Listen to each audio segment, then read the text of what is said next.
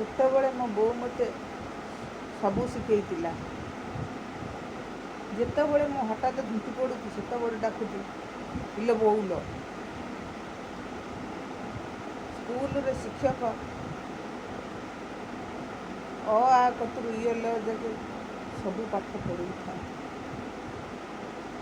ସେଇ ପାଠକୁ ଯେତେବେଳେ ସେ ଆଦାୟ କରନ୍ତି, କାହିଁକିନା ଆମେ ସେ ପାଠ ଯେତେବେଳେ ନ ଦେଇଥାଉ, ଶିକ୍ଷକ ଯେତେବେଳେ ବାଡ଼ାନ୍ତି ସେତେବେଳେ ଆମେ କହୁ ଇଲୋ ବୋଉଲୋ।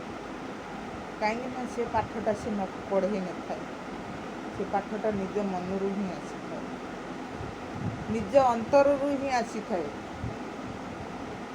ସେଇ ବୋଉ ଶବ୍ଦଟାକୁ ଶିକ୍ଷକ ପଢ଼େଇ ନଥାଏ, ସେ ବୋଉ ଶବ୍ଦଟା ନିଜ ଅନ୍ତରରୁ ହିଁ ଆସିଥାଏ। ଦୁଃଖ ସମୟରେ ତୁମର ବୋଉ ହିଁ